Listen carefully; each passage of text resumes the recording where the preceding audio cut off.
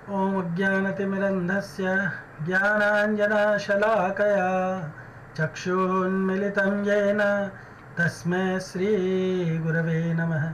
श्रीचैतन्यमनोभीष्टं स्थापितं येन भूतले स्वयं रूपः कदा मह्यं ददाति स्वपदान्तिकं। वन्देऽहं श्रीगुरो श्रीयुतापदकमलं श्रीगुरून् वैष्णवांश्च श्रीरूपं साग्रजातं सहगणरघुनाथान्वितं तं सजीवं साद्वैतं सावधूतं परिजनसहितं कृष्णचैतन्यदेवं श्रीराधाकृष्णपादा सहगणललिता श्रीविशाखान्वितांश्च। हे कृष्णा करुणा सिन्धु दीनबन्धो जगत्पते गोपेश गोपिकान्त श्रीराधाकान्त नमोऽस्तुते। तप्तकाञ्चन गौराङ्गी श्रीराधे वृन्दावनेश्वरी वृषभानुसुते देवी प्रणमामि हरिप्रिये। वाञ्छाकल्पतरुभ्यश्च कृपा सिन्धुभ्यैव च पतितानां पावनेभ्यो वैष्णवेभ्यो नमो नमः। जय श्री कृष्ण चैतन्य प्रभु नित्यानंद श्री अद्वैत गदाधर श्रीवासादि गौर भक्त वृंद। हरे कृष्णा कृष्णा कृष्णा हरे हरे, हरे राम राम राम हरे हरे। हरे कृष्णा। आज हम लोग ईशोपनिषद पे चर्चा आरंभ करेंगे और ईशोपनिषद में टोटल 18 श्लोक हैं। तो हम लोग इस पे चर्चा आरंभ करेंगे और पहले आज हम इसके बारे में थोड़ा सा इंट्रोडक्शन के बारे में जानेंगे। उसके बाद में फिर भूमिका में और प्रस्तावना में प्रभुपाद जी ने क्या कहा है उसके बारे में जानेंगे। फिर एक एक मंत्र करके 18 मंत्र की हम लोग चर्चा करेंगे। सो ईशोपनिषद का अध्ययन का लक्ष्य क्या है ये जानते हैं। आप स्लाइड में देख सकते हैं। ईशोपनिषद की अध्ययन का लक्ष्य है व्यवहारिक आध्यात्मिक अनुभव के अध्ययन के लिए, व्यवहारिक आध्यात्मिक अनुभव के अध्ययन के लिए, यानी प्रैक्टिकल रिलीजियोसिटी क्या है, प्रैक्टिकली उसको कैसे समझेंगे, उसको कैसे स्टडी करेंगे, इसके लिए इसका लक्ष्य है प्रभुपाद जी ने रखा है। ईशोपनिषद का अध्ययन आधुनिक जगत में किस तरह से प्रासंगिक है इसका विश्लेषण करना है और जैसे आज के युग में इस ईशोपनिषद के नॉलेज को हम कैसे अपने जीवन में लागू कर सकते हैं इसके बारे में समझना है। देन ईशोपनिषद के आवश्यक संदेश और दर्शन को जानना है। ईशोपनिषद हमें वास्तव में क्या मैसेज देता है और इसकी फिलॉसफी क्या है उसको समझने के लिए हमको इसका अध्ययन करना चाहिए। ईशोपनिषद की सामग्री और प्रबंधन का व्यवस्थित अध्ययन और यादाश्त करने के लिए हम इसको सीखेंगे। ईशोपनिषद की शिक्षाओं को अपने जीवन में दिशा निर्देशक के रूप में किस तरह से उपयोग करेंगे उसको जानने के लिए हमको इसको स्टडी करना चाहिए और शास्त्र चक्षु से देखने के लिए, यानी किसी भी विषय को हम आध्यात्मिक दृष्टिकोण से या शास्त्र के दृष्टिकोण से देखना चाहिए। जैसा कि भगवान ने भगवद गीता के 18वें अध्याय में कहा है कि तस्मात् शास्त्र प्रमाणेन कार्य अकार्य व्यवस्थितो, कि शास्त्र को प्रमाण के रूप में सामने रख करके हमें क्या चीज़ करना है क्या नहीं करना है, क्योंकि भगवान कहते भी हैं कि ये शास्त्र विधि उत्सृज्य वर्तते कामकारतः ससिद्धिम नाप्नोति न सुखम न पराम गतिम। तो जो शास्त्र के दृष्टिकोण से नहीं देखता उसको कोई सिद्धि प्राप्त नहीं होती है, उसको परम सुख नहीं मिल सकता है, वो इसी जगत में रौट कटना पड़ता है। तो इसलिए शास्त्र चक्षु से चीज़ों को देखने के लिए, समझने के लिए और उस तरह से अनुवाद करने के लिए। सो ईशोपनिषद, इसका सामान्य परिचय ये है कि उपनिषद का ये जो शब्द है उपनिषद, ईश उपनिषद। सो उपनिषद, उप का अर्थ होता है नज़दीक में, नी का अर्थ होता है नीचे, और शद का अर्थ होता है बैठना, यानी नज़दीक में नीचे बैठना। इसलिए शास्त्रों में दिए गए शाश्वत ज्ञान को समझने और आत्मसात करने के लिए विद्यार्थी को तत्वज्ञाता गुरु के पास जा कर के उसके समक्ष नीचे बैठ करके तत्व ज्ञान की जिज्ञासा करना चाहिए। कहा भी गया है शास्त्रों में, तस्मात् गुरुम प्रपद्येता जिज्ञासु श्रेयम उत्तमम। अगर उत्तम श्रेय को अगर जानने की इच्छा है किसी के अंदर, तो इसके लिए गुरु के पास जाना चाहिए। कैसा गुरु? कैसे गुरु के पास में जाना चाहिए? श्रोत्रियम ब्रह्मनिष्ठम। ऐसे गुरु के पास जाना चाहिए जिसको शास्त्र का ज्ञान है और जिसे ब्रह्म में निष्ठा है। श्रोत्रियम ब्रह्मनिष्ठम। सो इस तरह से ऐसे गुरु को ढूंढ करके उनके पास जा करके और तद्विधि प्रणिपातेन परिप्रश्नेन सेवया उपदेशान्ति ते ज्ञानम ज्ञानिनास तत्वदर्शिना। तो तत्वदर्शी जो है वो तत्व का ज्ञान बताएंगे, ऐसा भगवान ने भी बताया है। सो वेदों के सार के रूप में 108 उपनिषदों की रचना की गई है। आध्यात्मिक तत्व के जो जिज्ञासु हैं, जो जानने वाले लोग हैं, सदियों से इन रहस्यमयी अत्यंत दार्शनिक और तत्व ज्ञान से सार गर्भित उपनिषदों का आश्रय लेते हैं। 108 उपनिषद हैं और इन उपनिषदों से, उपनिषद सर बेसिकली एक्चुअली ये लेक्चर नोट्स हैं जो आचार्यगण जो है अपने विद्यार्थियों को पढ़ाने के लिए इस तरह से उपनिषदों की रचना की। जैसे बहुत सारे यहाँ पे गोपाल तापनी उपनिषद है, मार्कंडेय उपनिषद है, मंडूक उपनिषद है, श्वेतर उपनिषद है, कठोपनिषद है। ये ईशोपनिषद है जो ईश के बारे में चर्चा करता है कि ईशोपनिषद समस्त उपनिषदों में अग्रगण्य है। इसके शीर्षक से ही पता चलता है कि यह ईश अर्थात परम नियंत्रक, ईश मतलब होता है कंट्रोलर, नियंत्रक, परम नियंत्रक, परम ईश्वर, यानी परात्पर भगवान के बारे में चर्चा करता है। जो supreme personality of God head है उनके बारे में चर्चा करता है। इसलिए परात्पर भगवान से संबंधित ज्ञान को समझने और आत्मसात करने के लिए गुरु के नज़दीक बैठ करके भगवान के नाम, गुण, लीला इत्यादि का श्रवण और अध्ययन करना चाहिए। उनसे भजनीय शिक्षा प्राप्त करनी चाहिए। ईशोपनिषद का द्रष्टव्य क्या है, इसकी दृष्टि किस पे है, ये बताना क्या चाहता है, इसका फोकस क्या है। तो हमारे आध्यात्मिक शुद्धिकरण के सामान्य तौर तरीके को हम ग्रंथ या श्लोक में द्रष्टव्य कहते हैं। हमारे शुद्धिकरण के लिए जो सामान्य तौर तरीका, तो ईशोपनिषद हमें कैसे हमारा शुद्धिकरण करता है उसको हमको समझना है। इसमें जैसे हम विश्वास करते हैं वैसा ही हम कार्य करते हैं, ये तो सब जानते हैं। तो जो ईश्वर में विश्वास नहीं करता वह अपनी इच्छाओं के अनुरूप मनमाने ढंग से कार्य करता है और उन्हें ही अपने जीवन का उद्देश्य मानता है। जो भगवान की इच्छाओं के अनुसार जीवन का कार्य नहीं करता है, मनमाना, ये शास्त्र विधि मुत्सृज्य वर्तते काम कारतः, अपनी मनमानी इच्छाओं के अनुसार, अपनी इच्छा के काम कारतः, जैसी उसकी इच्छा है उस तरह से अगर कार्य करता है तो उसको अपने जीवन का लक्ष्य नहीं प्राप्त होता है। ये ईशोपनिषद हमें बताता है। जो ईश्वर को सृष्टा और जनक मानता है वह उनसे भय खाता है और उनके द्वारा प्रदत्त नियम, विधि और निषेध का पालन करता है। शास्त्रों को जो मानता है, भगवान को जो मानता है, तो भगवान ने जीव के लिए कुछ विधि यानी कुछ करणीय और कुछ निषेध या न करणीय ऐसे नियम बनाए हुए हैं। तो जो भगवान को मानता है वो ये दोनों चीज़ों को मानता है और उसके दायरे में रह करके अपनी इच्छाओं को भोगने का प्रयत्न करता है। जो व्यक्ति भगवान को भोक्ताराम और सुहृद के रूप में देखता है, जैसा कि भगवद गीता में कहा गया है, भोक्ताराम यज्ञ तपसाम सर्वलोक महेश्वरम सुहृदय सर्व भूतानाम ज्ञात्वा माम शांति रक्षति, वह प्रेम से उनकी सेवा करता है और समस्त आसक्ति और स्वार्थी वृत्ति से निवृत्त रहता है। तो हमने ये देखा है, विश्वास किसको कहते हैं? विश्वास और कर्म जब साथ में मिलते हैं तो हमारी जीवन शैली बनती है। विश्वास प्लस कर्म इस हमारी जीवन शैली। और जब ज्ञान और उसका प्रैक्टिस बनता है, जब ज्ञान और प्रैक्टिस साथ आते हैं तो हमारी आध्यात्मिक उन्नति होती है।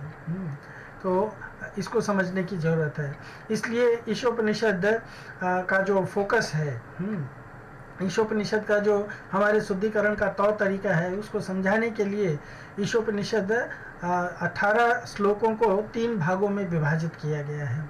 भाग 1 में ईश स्तुति और मंत्र 1 से 8 में ईशोपनिषद के द्रष्टव्य का निरूपण किया गया है। 1 से 3 में अभ्यास का वर्णन किया गया है। 4 से 5 में ज्ञानवर्धन की चर्चा की गई है और 6 से 8 में शुद्ध भक्त का द्रष्टव्य यानी शुद्ध भक्त का अभ्यास और ज्ञान के संबंध में चर्चा किया गया है। उसी तरह से भाग 2 में 9 से 14 तक के श्लोकों में भाग 2 को विभाजित किया गया है। भाग 2 को रखा गया है, जिसमें अभ्यास और ज्ञान के तौर तरीकों पर और ज्ञान पर और उसके निर्देश पर चर्चा की गई है। इसमें 9 से 11 में ज्ञान प्राप्ति का निर्देशन बताया गया है या दिया गया है। 12 और 14 में 12 से लेकर के 14 में अभ्यास करने का जो निर्देशन दिया गया, प्रैक्टिस कैसे किया जाएगा उसका निर्देशन दिया गया है।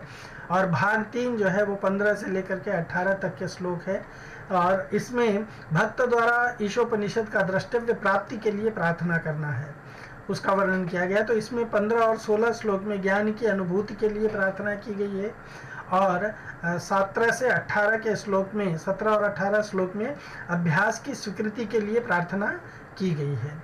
तो इस तरह से ये विभाजन किया गया है। ये ईशोपनिषद का जो द्रष्टव्य है, ये जो ईशोपनिषद का स्टडी है, ये एक दूरबीन की तरह से है।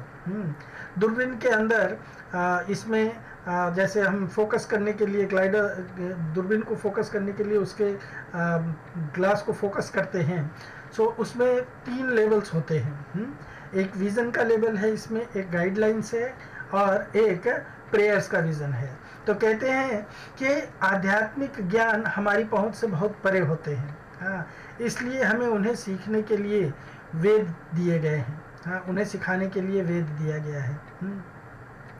जैसे इसमें विज़न में देख सकते हैं आप, इन्वोकेशन मंत्र है, मंत्र 1 to 2, मंत्र 4 to 5 और मंत्र 6 to 8। तो यानी 1 से लेकर के 8 तक के मंत्रा में हमें ये दिया गया जो मैं आपको ऊपर बता करके आया। उसके बाद में मंत्रा 9 से 11 तक और मंत्रा 11 तक और फिर मंत्रा 9 से 14 तक का guidelines and knowledge and guidelines for practice ये दिया गया है, जो हमने अभी चर्चा की है। उसके बाद में प्रेयर्स की बात कही गई है। तो ये विज़न है, गाइडलाइंस है और प्रेयर्स है। क्योंकि हम ठीक से इसे समझ नहीं सकते हैं, इसलिए भगवान ने हमें ये वेदों का ज्ञान दिया है। माया मुग्ध जीवेर नाही, चैतन्य चरितामृत में लिखा हुआ है कि माया मुग्ध जीवेर नाही, स्वतः कृष्ण ज्ञान, जीवेर कृपाया कृष्ण कैल वेद पुराण।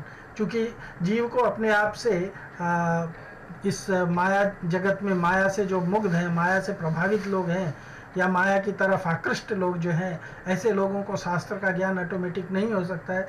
इसलिए भगवान ने कृपा करके उनके लिए गाइडलाइंस के रूप में या एक विज़न के रूप में प्रार्थना करने के लिए ये शास्त्र का ज्ञान दिया हुआ है। इसको हमको पढ़ना चाहिए।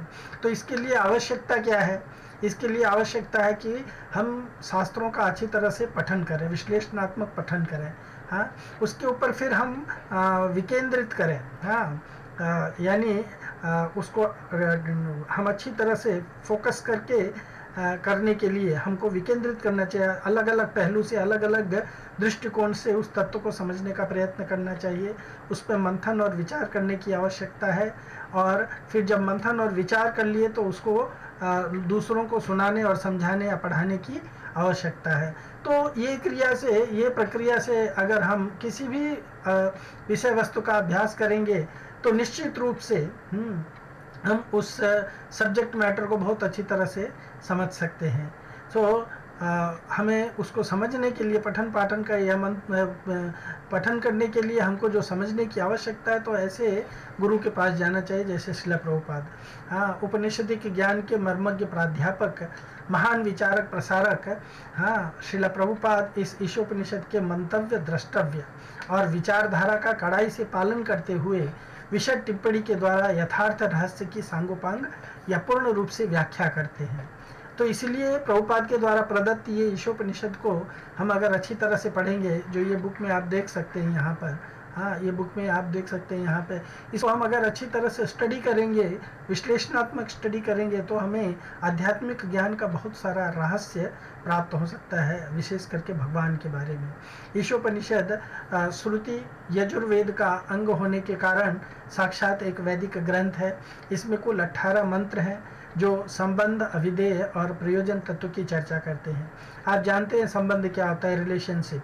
तो जीव का भगवान से, जीव का इस प्रकृति से क्या नाता है, क्या रिश्ता है। हाँ, और जीव जो है ये नाता रिश्ता अगर समझ जाता है, भगवान से नाता रिश्ता समझ जाता है, तो उस नाते रिश्ते को जो हम अगर भूल चुके हैं तो उसको पुनः जोड़ने के तरीका क्या है, तौर तरीका क्या है, उसे अभिधेय कहा जाता है। और उस नाते रिश्ते को जब हम जोड़ लेंगे तो हमें क्या प्राप्त होगा, उसको प्रयोजन कहते हैं। तो इसकी चर्चा ईशोपनिषद में बड़े अच्छे तरह से किया गया है, इसको हमको समझने की आवश्यकता है।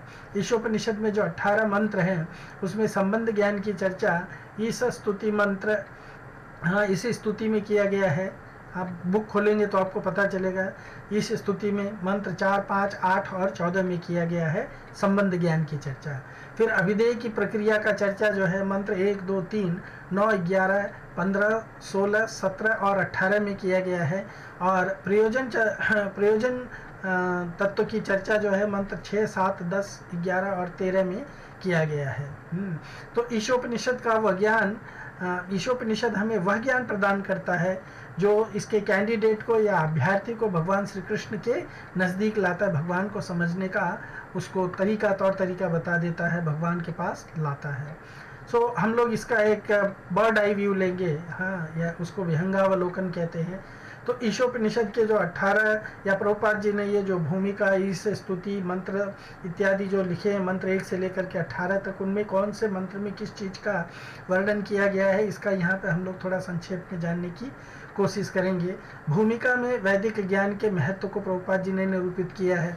इस स्तुति से मंत्र 3 तक भगवान, जीव और प्रकृति के संबंध की पूर्णता को चर्चा किया गया है, इसकी चर्चा की गई है। फिर मंत्र 4 से लेकर के 8 तक अचिंत्य भगवान को केवल एक महाभागवत भक्त ही जान और समझ सकता है, इसकी चर्चा की गई है। मंत्र 9 से लेकर के 11 तक ज्ञान और अज्ञान के संवर्धन की तुलना की गई है। अगर हम ज्ञान की संवर्धन करेंगे या ज्ञान का विकास करेंगे तो उससे क्या लाभ होगा, अज्ञान का विकास करेंगे तो उसका लाभ क्या होगा, तो ज्ञान और अज्ञान संवर्धन की तुलना की गई है। मंत्र 12 से 14 तक निरपेक्ष यानी पूर्ण और सापेक्ष यानी अपूर्ण, जो भगवान जो मतलब निरपेक्ष हैं या पूर्ण हैं, और भगवान जो सापेक्ष हैं, हाँ, जो भगवान या हम अगर अपूर्ण का उपासना करते हैं तो उसका क्या हमें रिजल्ट मिलता है, इसकी तुलना की, पूर्ण और अपूर्ण के उपासना की तुलना की गई है। मंत्र 15 से 18 में भगवान से उनके दिव्य स्वरूप के दर्शन कराने की प्रार्थना की गई है, वो हम लोग अच्छी तरह से पढ़ेंगे। सो इसका थोड़ा सा डिटेल में विहंगावलोकन इस तरह से है। भूमिका में श्रील प्रभुपाद के द्वारा वेदों की परिभाषा को प्रतिस्थापित किया गया है, वेदों से मार्गदर्शन लेने की आवश्यकता को बताया गया है, और श्रुति का अंग होने के कारण ईशोपनिषद को साक्षात वैदिक शास्त्र बताया गया है। ये 3 टॉपिक्स पे प्रभुपाद जी ने भूमिका में चर्चा किया है। इस स्तुति के अंतर्गत प्रभुपाद जी ने इस पुस्तक के उद्देश्य, जो परात्पर भगवान का वर्णन किया गया है, उसका उद्देश्य, इस पुस्तक का उद्देश्य परात्पर भगवान का वर्णन करना है, तो उसका चर्चा किया है। भगवान की अनेक प्रकार की पूर्णताओं का संज्ञान लेकर के उनके परात्परत्व का निरूपण किया गया है। हाँ, ओम पूर्णमदः पूर्णमिदं पूर्णात् पूर्णमुदच्यते, हम लोग जाकर के उसकी चर्चा करेंगे। तो वहाँ पे भगवान की संपूर्ण पूर्णताओं का संज्ञान लेकर के उनके परात्परत्व का, उनके सुप्रीम पर्सनालिटी होने के बारे में निरूपित किया गया है।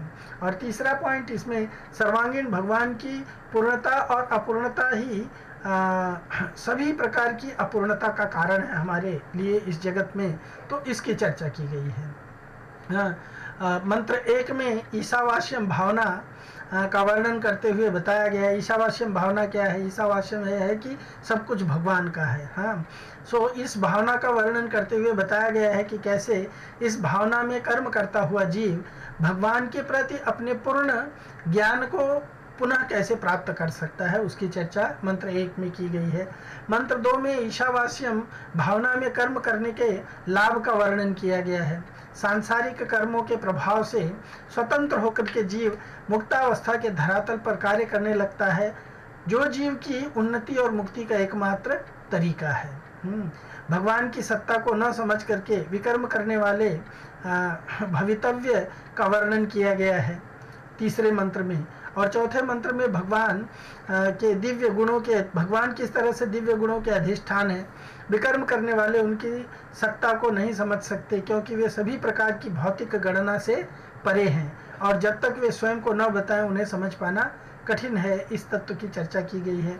मंत्र 5 में, मंत्र 4 में जो चर्चा आरंभ की गई है, उसी चर्चा को जारी रखते हुए बताया गया है कि उनके अचिंत्य और दिव्य गुणों के कारण सांसारिक लोगों द्वारा भगवान को समझ पाना बड़ा असंभव है।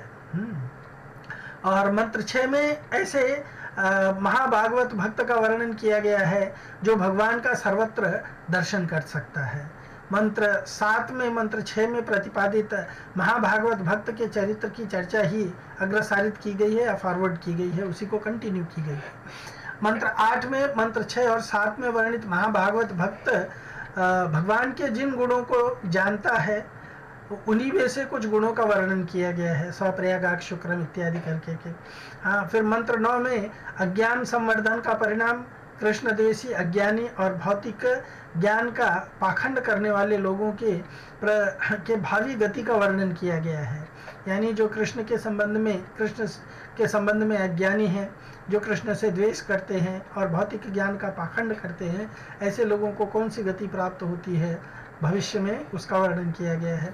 मंत्र 10 में 2 पॉइंट डिस्कस किया गया है। वास्तविक ज्ञान के संवर्धन का परिणाम अज्ञान संवर्धन के परिणाम से सर्वथा भिन्न होता है, ये बताया गया है। और दूसरा, सत असत ज्ञान में भेद करने की योग्यता प्राप्त करने के लिए धीर व्यक्ति से मार्गदर्शन लेने की आवश्यकता की व्याख्या की गई है। मंत्र 11 में भवसागर को पार करने, अमरत्व प्राप्त करने और भौतिक तथा आध्यात्मिक ज्ञान के सापेक्षिक स्थिति को जानने और समझने का उल्लेख हुआ है। मंत्र 12 में परम और सापेक्ष की उपासना का जिक्र किया गया है और बताया गया है कि जैसे अविद्या का संवर्धन बंधन कारक होता है, उसी तरह से परम तत्व की गलत धारणा भी भव बंधन का कारण होती है।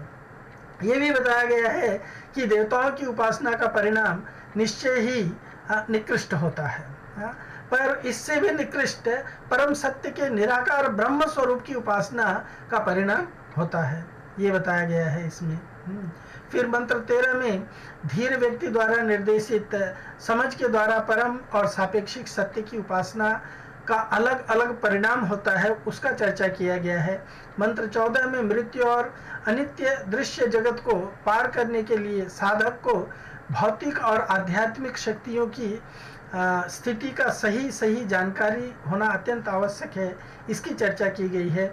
और मंत्र 15 में पूर्ण भगवता अनुभूति प्राप्त करने के लिए साधक को उनके आंतरिक शक्तियों और ब्रह्म ज्योति के साथ उनके संबंध को जानना और समझना आवश्यक है।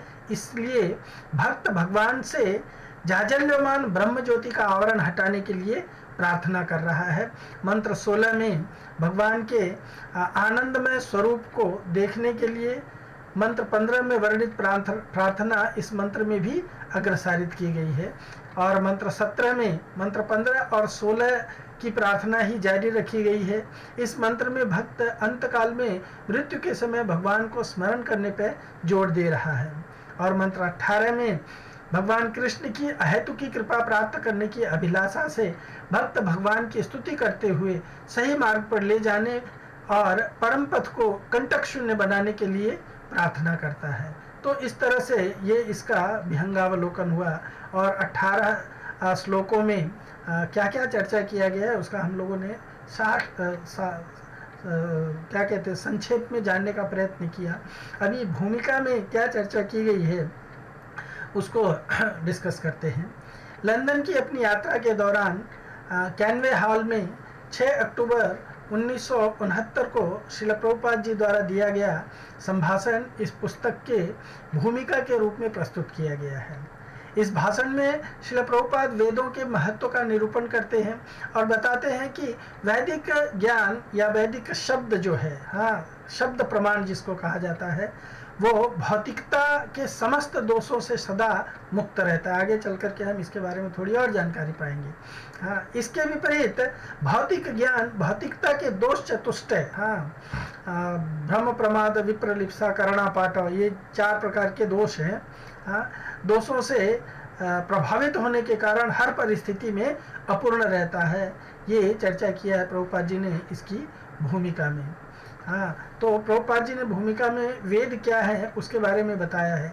वेद का अर्थ है ज्ञान, नॉलेज, और किसी भी ब्रांच का ज्ञान, समस्त ब्रांच का ज्ञान जो है वो वेद कहलाता है ना।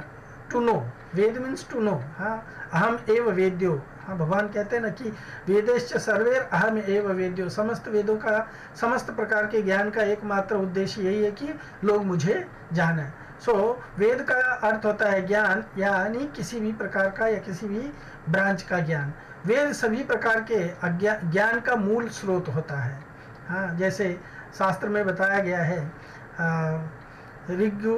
ऋग यजु सामथर्वाश्च भारतं पंचरात्रकं मूल रामायणं चैव वेदा इति एव शब्दिते पुराणानि च योनिः वैष्णवानि विदो विदुः। ये श्रीमद् भागवत से लिया गया है। ऋग्वेद, यजुर्वेद, सामवेद, अथर्ववेद, महाभारत, भगवत गीता जिसके अंतर्गत आती है, पंचरात्र और मूल रामायण। मूल रामायण यानी वाल्मीकि रामायण, इन्हें ही वेद कहा गया है। और वैष्णव सप्लीमेंट, यानी वैष्णव ने जो वेदों के आधार पर जो ग्रंथों का निरूपण किया है, जिन ग्रंथों की रचना की गई है, उनको वैष्णव सप्लीमेंट कहा जाता है। तो वो वैष्णव सप्लीमेंट पुराण, जो 18 पुराण है और 18 उप पुराण हैं, 108 उपनिषद हैं, संहिताएं हैं। तो संहिता और आचार्यों की शास्त्रों पर जो टीका टिप्पणी की गई है, उन सबको वैदिक साहित्य के अंतर्गत गिना जा सकता है। ऐसा कहा गया है। भागवत में ये भी कहा गया है, ऋग यजु साम अथर्वाख्या वेदाश्चत्वारो धृता इतिहास पुराणाम च पंचमो वेद उच्यते तत्र ऋग्वेदधर पैल सामगो जैमिनी कवि वैशंपायने वैको निष्णातो यजुषामत अथर्वांगरीषामी सुमंतोस दारुणो मुनि इतिहास पुराणानां पितामहेरो महर्षण। ये विभाग ऋग, यजु, साम और अथर्व के नाम से प्रसिद्ध हैं। इतिहास और पुराणों को 5वां वेद कहा जाता है। इनमें से ऋग पैल को, सामवेद जैमिनी को और यजुर्वेद वैशंपायन को उन्होंने पढ़ा, यानी व्यासदेव ने। ये तीनों वेदों का अध्ययन दारुण स्वभाव वाले सुमंतु मुनि ने किया। इतिहास और पुराणों के स्नातक मेरे पिता रोमहर्षण थे। ये सूत गोस्वामी जी बता रहे हैं, जो उग्रश्रवा सूत हैं। वेद मनुष्य निर्मित नहीं है, यानी वेद मानवीय ज्ञान का संकलन नहीं है। वेद भगवान श्री कृष्ण की वाणी है और इसलिए अपौरुष है, यानी कोई सांसारिक मनुष्य ने इनकी रचना नहीं की है। भगवद गीता में भगवान स्वयं कन्फर्म करते हैं, वेदेश्च सर्वैरहम एव वेद्यो वेदांत कृत वेद विद एव चाहम, स्वयं कन्फर्म करते हैं। तो वैदिक ज्ञान सर्वप्रथम भगवान ने ब्रह्मा को दिया। तेने ब्रह्म हृदय आदि कवे मुह्यन्ति यत् सूरयः। भगवान ने ये वेदों का ज्ञान सर्वप्रथम ब्रह्मा जी को उनके हृदय में प्रकट किया। क्योंकि ब्रह्मा जी को कोई ज्ञान नहीं था, तो भगवान ने उनके हृदय में ये ज्ञान प्रकट किया। श्रीमद् भागवत में इसकी विशद चर्चा की गई है, हम उसमें रिफ़र कर सकते हैं इस चीज़ को समझने के लिए। वैदिक ज्ञान प्रायोगिक ज्ञान नहीं है, मतलब ये एक्सपेरिमेंटल नहीं है कि हम इसको एक्सपेरिमेंट करके एक्सपेरिमेंट करके प्राप्त कर सकते हैं, प्रयोग करके प्राप्त कर सकते हैं।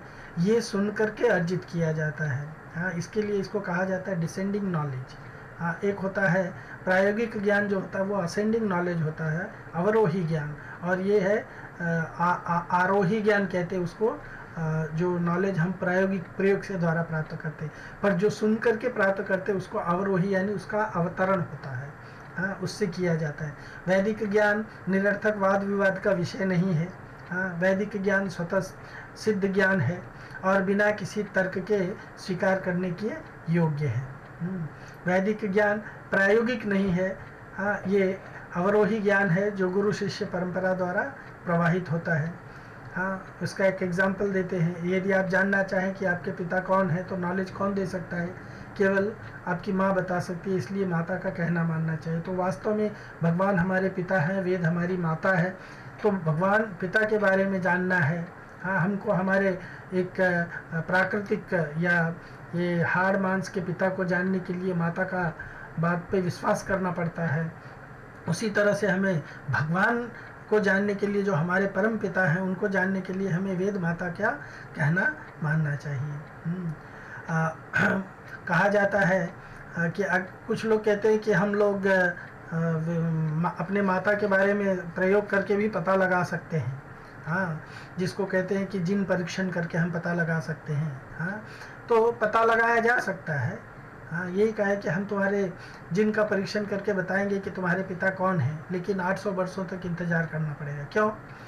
डीएनए सैंपल परीक्षण से भी पिता की पहचान की जा सकती है, परंतु विश्व के लगभग 25 करोड़ वयस्क पुरुषों में से केवल 10% लोगों का जिन परीक्षण औसतन 10 सेकेंड प्रति व्यक्ति 100 सेकेंड प्रति व्यक्ति की दर से करने पर भी, यानी 1-1.5 मिनट 2 मिनट पकड़ लीजिए, हाँ, 2 मिनट प्रति व्यक्ति करने की दर से भी इतने लोगों का परीक्षण करने में लगभग 800 वर्ष लगेंगे। और हमारी आयु कितनी होती है? हमारी आयु ज़्यादा से ज़्यादा 100 वर्ष है कलयुग में। और अगर हम जिन परीक्षण के द्वारा केवल 10% लोगों को, बाकी तो और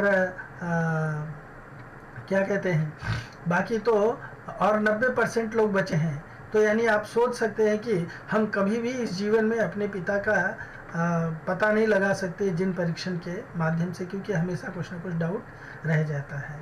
तो इसको कहते हैं आरोही ज्ञान, यानी हम परीक्षण के द्वारा या इसके द्वारा प्राप्त करते हैं, लेकिन हमें अवरोही ज्ञान की आवश्यकता है जो हमें गुरु के माध्यम से या शास्त्र के माध्यम से मिलता है, गुरु साधु शास्त्र के माध्यम से मिलता है।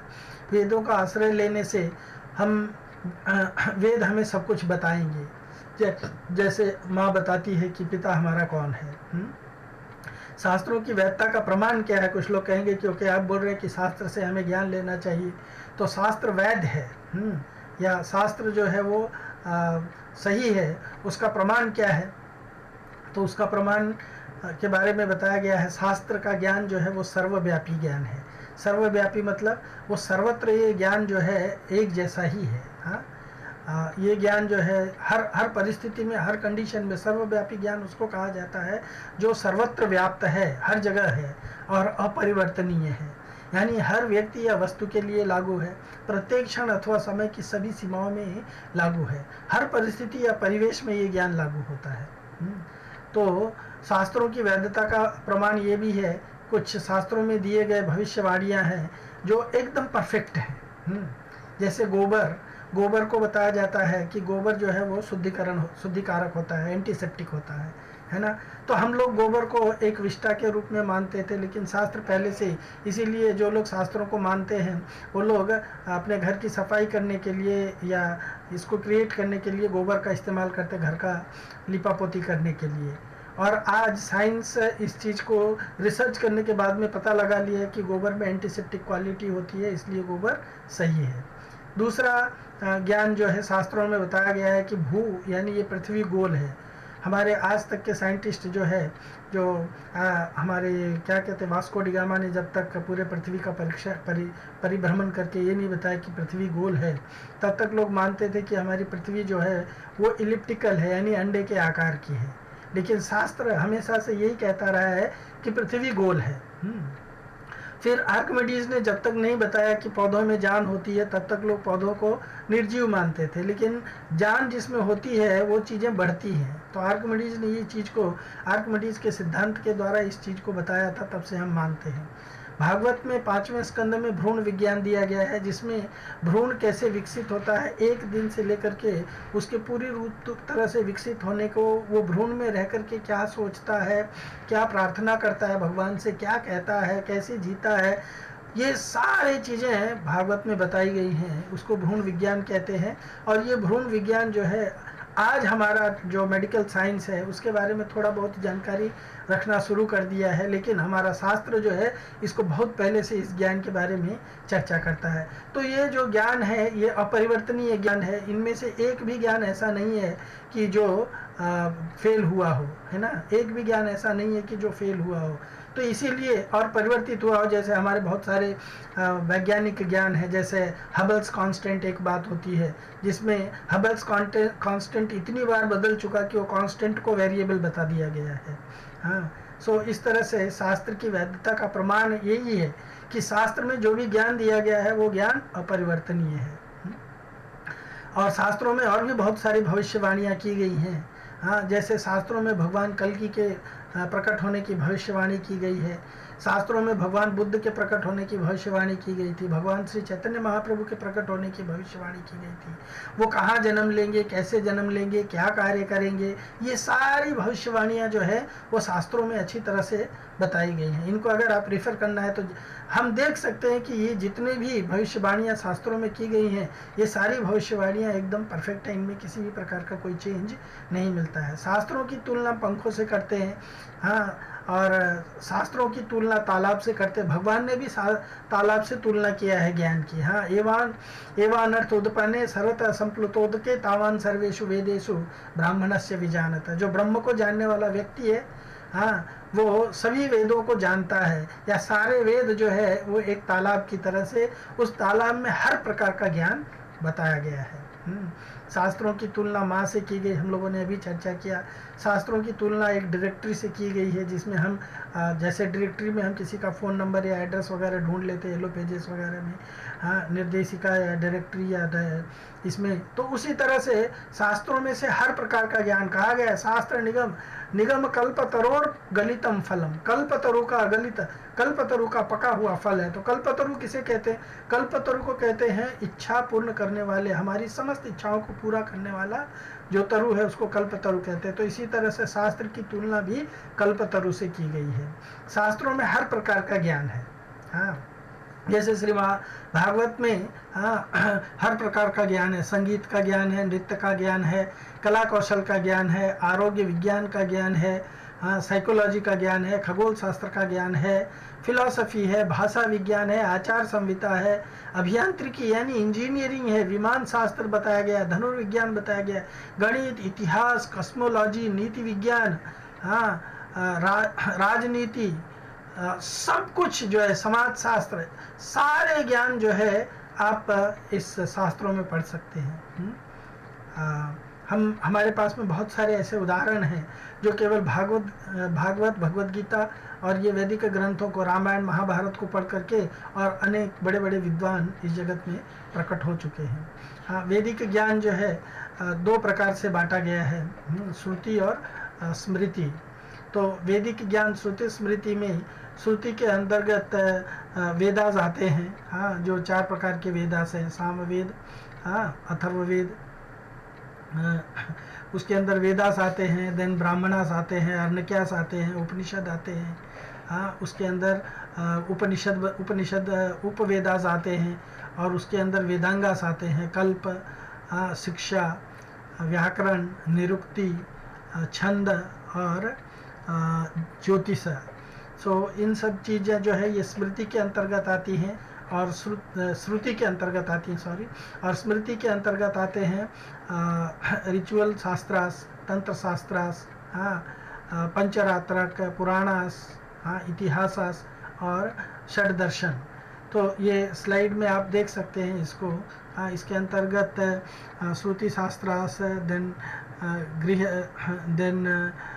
गृह सूत्रास, धर्म शास्त्रास और धर्म शास्त्रास, ये सारे जो है उसमें अच्छी तरह से बताए गए हैं। हाँ, इतिहासास के अंतर्गत रामायण और महाभारत आते हैं। पुराणास में 18 उप पुराण हैं और 18 मुख्य पुराण हैं। इस तरह से बहुत सारे ज्ञान दिए गए हैं। तंत्रास में तांत्रिक नॉलेज, राजसिक नॉलेज और सात्विक नॉलेज, तामसिक, राजसिक और सात्विक नॉलेज दिया गया है ना।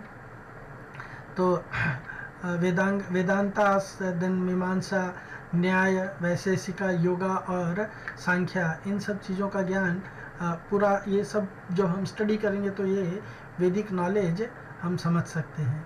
इसको वेद निर्देशित तौर तरीके को अपने जीवन में अपनाने का वैयक्तिक अनुभव है। किसी को आप ये प्रश्न कर सकते हैं कि हम जो ये वेदों की चर्चा कर रहे हैं, क्या इसको किसी व्यक्ति ने अपने जीवन में लागू कर पाया है? तो किस प्रकार का अनुभव चाहिए हमें? हाँ, कहते हैं कि काम, क्रोध, लोभ, मोह, मद और मात्सर्य से हमें मुक्ति मिलती है। ये नॉलेज को हम अगर अपने जीवन में लागू करेंगे तो ये 6 जो चीज़ें हैं, काम, क्रोध, लोभ, मोह, मद और मात्सर्य, इनसे हम पूरी तरह से मुक्त हो जाएंगे। और एक्चुअली व्यक्ति जो इन सब चीज़ों से ग्रसित होता है वही इस भौतिक जगत में रहने के योग्य होता है। जो इनसे मुक्त हो जाता है उसको भौतिक जगत से मुक्ति मिल जाती है। अधिकृत प्रमाण कोई है, आप पूछेंगे, तो भगवद गीता में भगवान ने अधिकृत प्रमाण दिया है। वीतराग भय क्रोधा मन मया माम उपाश्रिता बहवो ज्ञान तपसा पूता मद भाव मागता। भौतिक आसक्ति, भय और क्रोध से मुक्त हो, मुझ में निमग्न हो, मेरा आश्रय लेकर के अतीत में बहुत सारे लोग मेरे बारे में ज्ञान प्राप्त कर शुद्ध हो चुके हैं और इस तरह मेरे प्रति दिव्य प्रेम को प्राप्त कर चुके हैं। तो भगवान अर्जुन को भी कहते हैं कि ये तुम्हारे लिए कोई नया नहीं है और तुम भी अगर इस मार्ग को फॉलो करोगे तो तुम भी इस चीज़ को प्राप्त करोगे। तो इस तरह वेदों का अनुसरण कर बहुत सारे संत पुरुषों ने अपने जीवन के लक्ष्य जो कृष्ण प्रेम है उसको प्राप्त कर लिए हैं। अनुभव से जब हम इसे प्राप्त करेंगे, हम जब इसका अनुभव प्राप्त करेंगे तो अनुभव से हम ये जान या ये समझ पाएंगे कि शास्त्र ही हमारे उन्नति पथ के असली मार्गदर्शक और हमारे असली जीवन साथी हैं। जब हम समर्पित भाव से नियमित अध्ययन करेंगे तो हम बड़े धैर्य, प्रेम से एक दूसरे के साथ अपने अनुभव का आदान प्रदान कर सकेंगे। आदर भाव से शास्त्रों का अध्ययन करने से हम पाएंगे कि शास्त्र बहुत ही गहरे, ज्ञानवर्धक, प्रकाशक और पोषक हैं। और नित्य समर्पित होकर के अध्ययन करने से हम शास्त्रों के साथ उसी तरह से पले और बढ़ेंगे जैसे हम अपने गुरुजनों और साधु संतों के साथ पलते और बढ़ते हैं। उदाहरण है, जैसा संग वैसा रंग। जैसा हम संग करेंगे उसी तरह से हम उसी भाव से डेवलप करेंगे अपने आप को। लेकिन मानव बुद्धि के अंतर्गत 4 दोष होते हैं जो हमने बताया कि प्रभुपाद जी ने इस भूमिका में चर्चा किया हुआ है। उसको दोष चतुष्टय कहते हैं। अंग्रेजी में कहते हैं कि उसके अंदर होता है tendency to fault find, tendency to cheat, tendency to commit mistake, tendency to cheat, और then senses are incomplete senses. तो ये मानव बुद्धि के 4 दोष कहे गए हैं, दोष चतुष्टय। इसके कारण हम अपनी अपूर्ण इंद्रियों के द्वारा परम सत्य पूर्ण ज्ञान को नहीं समझ सकते हैं। चैतन्य चरितामृत में इसके बारे में बताया गया है, भ्रम प्रमाद विप्रलिप्सा करना पाटव, ईश्वरेर वाक्य नहीं, यही सब दोष। तो भ्रम यानी मिथ्या ज्ञान, यानी एक वस्तु को दूसरी वस्तु मानना, ये 2 प्रकार का होता है। एक होता है विपर्यास, यानी शरीर को आत्मा समझना, और दूसरा होता है संशय, यानी शरीर को सांप या रस्सी समझना। और दूसरा होता है विप्रलिप्सा, यानी वंचना करना या धोखा देना। तो वास्तविकता को छुपाना, अज्ञानी होते हुए भी विद्वान होने का स्वांग करना, ये आजकल आप लोग देख सकते हैं, टोटल आजकल तो इंडिया में बहुत ज़्यादा व्याप्त हो गया है। ये विप्रलिप्सा या धोखा देने की टेंडेंसी बड़े बड़े लोगों में दिखाई देती है। उसके बाद में प्रमाद, यानी मन की आवश्यकता या पागलपन। इस प्रकार का दोष मन की असावधानता के कारण होता है, जो इंद्रियों की अपूर्णता का परिणाम है। इसका उदाहरण है गांधी जी। गांधी जी को लोगों ने मना भी किया कि आप मत जाओ राजघाट, आपके जान को खतरा है, फिर भी गांधी जी चले गए। क्यों? क्योंकि उनको अपने लोगों पे विश्वास था, और वहाँ जाने के बाद में उनको मार दिया गया। उसी तरह से प्रेसिडेंट जॉन कैनेडी, अमेरिका के प्रेसिडेंट जॉन कैनेडी का एग्जाम्पल लिया जा सकता है। और इंद्रियां जो है वो अपूर्ण होती हैं, तो वास्तविक वस्तु या व्यक्ति को अनुभव करने में असफल रहना।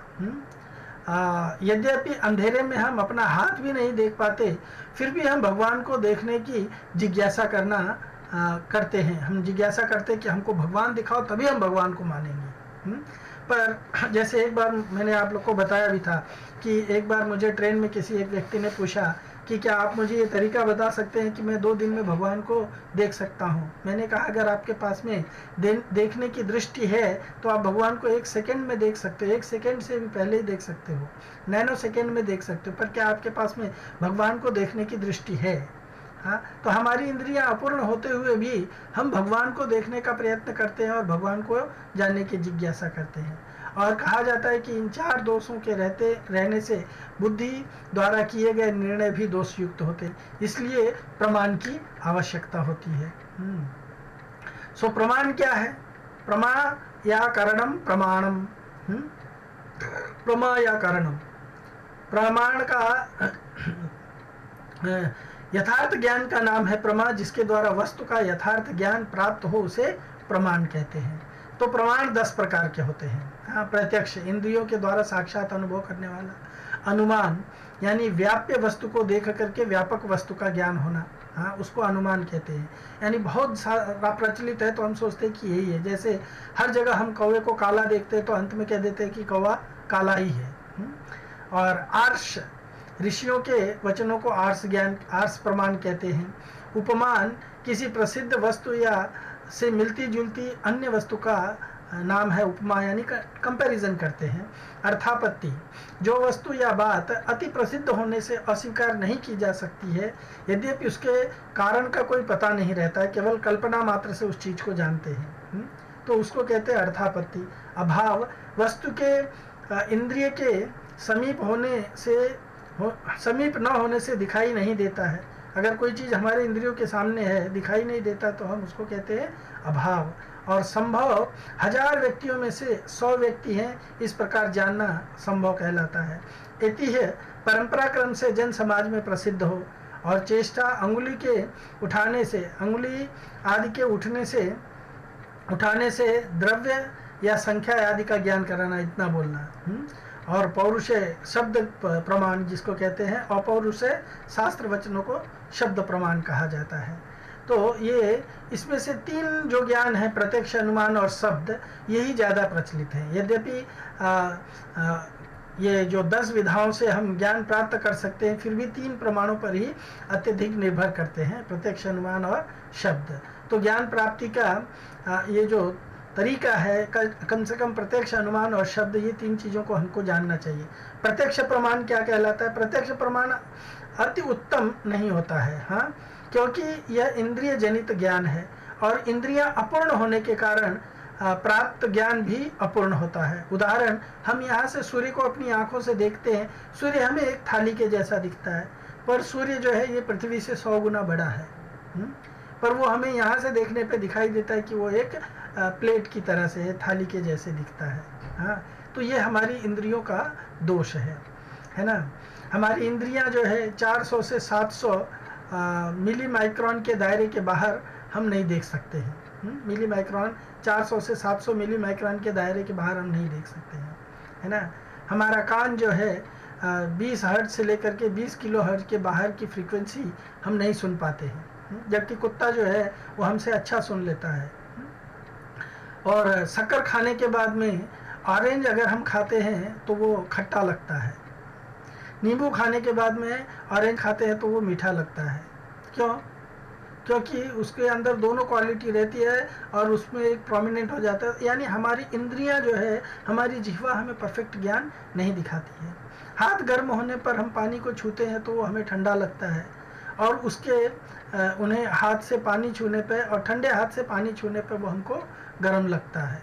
तो ये भी हमको सही नहीं दिखाता है। एक एग्जांपल दिया जाता है ड्राई आइस का। हाँ, ड्राई आइस रूम टेम्परेचर पे रहता है। रूम टेम्परेचर 30 से 32 के बीच में या 35 के बीच में होता है ना। लेकिन अगर हम उसको छुएंगे तो वो हमें बर्फीला जैसा लगता है, बर्फ के जैसा अनुभव होता है, ठंडा लगता है, इतना 0 डिग्री जैसा लगता है। हमारी आंखें जो है हमें क्या दिखाती है? देखिए, आप इन चित्रों को देखिए, इनके ऊपर कंसंट्रेट कीजिए तो आपको ये काले धब्बे पे अगर आप कंसंट्रेट करेंगे तो जो चक्र है उसके चारों तरफ घूमता हुआ दिखाई देगा आपको। तो एक्चुअली वो स्टिल है, घूम नहीं रहा है, फिर भी हम अगर फोकस करके एक जगह पे देखें तो वो हमें घूमता हुआ दिखाई देता है। ये हमारी आंखों का दोष है, ये हमारा दृष्टि भ्रम है।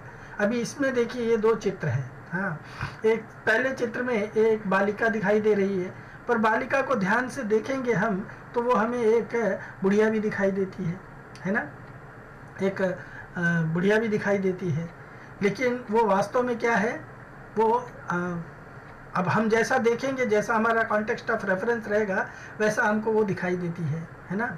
इस तरह से हम अगर इसमें देखेंगे तो ये हमको एक बट लगता है, पर हम अगर उसको और ध्यान से देखेंगे तो ऐसे लगता है कि कोई एक एस्किमो जो अपने इग्लू में या अपने घर में घुस रहा है।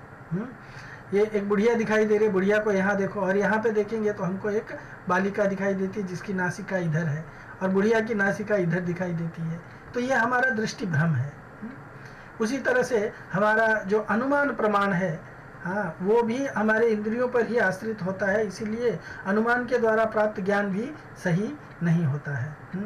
ये जैसे कुछ लोग जो है, चार पांच लोग जो है हाथी को जानने का प्रयत्न करते हैं और चारों अंधे हैं, पांचों अंधे हैं, तो जो हाथी का कान पकड़ता है वो सोचता है कि हाथी जो है एक फैन की तरह से है, एक जो हाथी का दांत पकड़ता है वो सोचता है कि हाथी का एक बाण की तरह से है, जो हाथी का सूंड पकड़ता है वो सोचता है कि हाथी एक सांप की तरह से है, जो हाथी का पैर पकड़ता है उसको लगता है हाथी एक पेड़ की तरह से है, जो हाथी की पीठ पकड़ता है या उसके बॉडी को टच करता है उसको लगता है हाथी एक दीवार की तरह से है, जो हाथी का पूंछ पकड़ता है उसको लगता है कि हाथी एक रस्सी की तरह से है।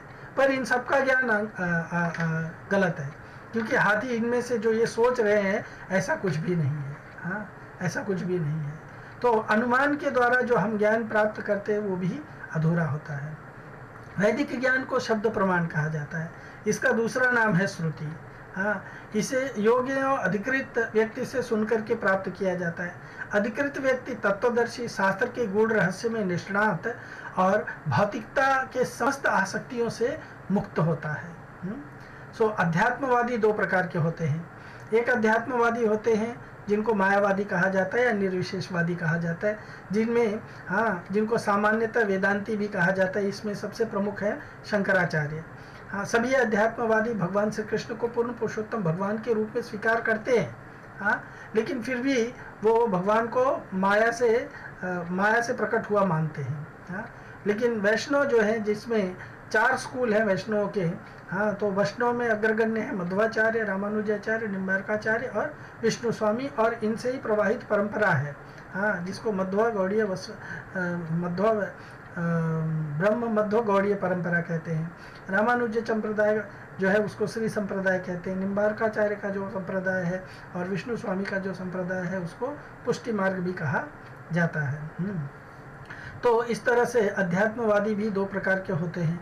भगवद गीता में वेदों के वास्तविक उद्देश्य की चर्चा करते हुए भगवान श्री कृष्ण बताते हैं, हाँ, सर्वस्य चाहम हृदि सन्निविष्टो मत्तः स्मृतिर्ज्ञानमपोहनं च वेदैश्च सर्वैरहमेव वेद्यो वेदांत कृतवेद विदेव चाहम्।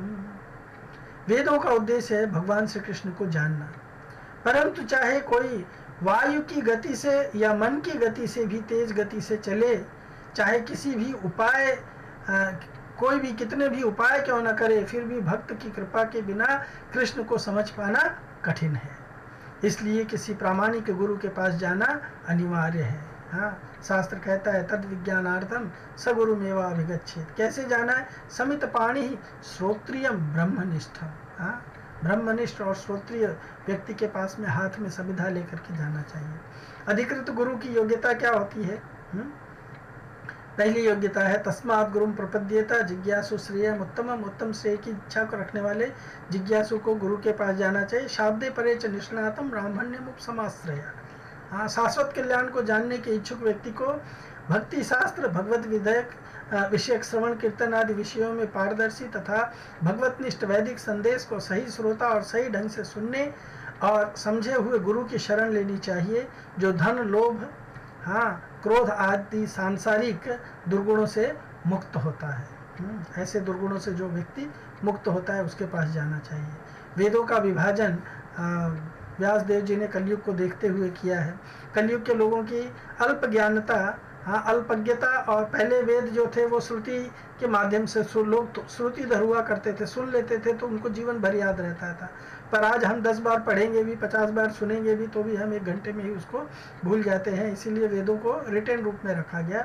तो कलयुग के लोगों की अल्पज्ञता और क्षीण स्मरण शक्ति का पूर्वालोकन कर श्री व्यासदेव जी ने वैदिक ग्रंथों का विभाजन कर लिपिबद्ध कराया। सो वैदिक ज्ञान क्या है, उन्होंने उसको 4 भागों में डिवाइड किया, ऋग्वेद, सामवेद, अथर्ववेद और यजुर्वेद। अल्पज्ञ श्रेणी के स्त्री शुद्ध तथा द्विज बंधु के लिए महाभारत यानी जो पंचम वेद कहलाता है उसकी रचना की, और पुराणों और उपनिषदों की रचना की, ब्रह्मसूत्र की रचना की, और उसके नैसर्गिक टीका के रूप में श्रीमद् भागवत का संकलन किया। तो इस तरह से व्यास जी ने वेदों का विभाजन करके हम लोगों को पढ़ने और हर प्रकार के, हर कैटेगरी के लोगों के लिए इसको उपलब्ध कराया है। वैदिक संस्कृति की असली पहचान क्या है? वैदिक संस्कृति का आचरण करने वालों को भ्रांतिवश कुछ लोग हिंदू कहते हैं, पर हिंदू नाम विदेशी है। उसकी असली पहचान है वो वर्णाश्रम है। हाँ, उसकी असली पहचान वर्णाश्रम है। वर्णाश्रम वेदों के उन अनुयायियों का सूचक है जो मानव समाज में वर्ण तथा आश्रम के 8 विभागों को मानते हैं। वर्ण और आश्रम। हाँ, तो वर्ण के 4 विभाग हैं, ब्राह्मण, क्षत्रिय, वैश्य और शूद्र। और आश्रम के 4 विभाग हैं, हाँ, ब्रह्मचर्य, गृहस्थ, वानप्रस्थ और संन्यास। तो इस वर्णाश्रम का वर्णाश्रम को जो मानता है वो व्यक्ति जो है वास्तव में वैदिक संस्कृति को समझता है, अन्यथा वो वैदिक संस्कृति को नहीं समझता है। वर्णाश्रम किसके लिए बनाया गया है? हाँ, शास्त्रों में बताया गया है कि हमेशा भगवान को स्मरण करना ही जीव का कर्तव्य है, और भगवान को स्मरण करके इसलिए निर्देश है, कहा भी गया है, हाँ, सर्व विधि निषेध, सभी विधि निषेध जो है उस विधि का उस विधि के सबसर्विएंट हैं, उसके नौकर हैं। हाँ, कौन सा विधि? स्मर्तव्यम सततम विष्णु विस्मर्तव्यम न जातुचित। हाँ, सर्वे विधि निषेधा स्युर एतयोरेव किंकर। सदैव भगवान का, कृष्ण का स्मरण करना और कभी भी उनका विस्मरण न करना, ये वैधि साधन भक्ति का प्राण है। और उनका आचरण करना वर्णाश्रम व्यवस्था अंतर्गत प्रत्येक मनुष्य का कर्तव्य है। वर्णाश्रम व्यवस्था प्रत्येक मनुष्य को उसके गुण और कर्म के आधार पर अपनी योग्यता के अनुसार भगवान की सेवा करते हुए अपने जीवन को सफल बनाने का अवसर प्रदान करती है। तो इसलिए वर्णाश्रम का विभाजन किया, वर्णाश्रम की रचना की गई है। वर्णाश्रम का उद्देश्य क्या है? शास्त्र कहता है अतः पुंबिर द्विज श्रेष्ठ वर्णाश्रम विभाग स स्वनुष्ठितस्य स्वधर्मस्य संसिद्धिर्हरितोषण।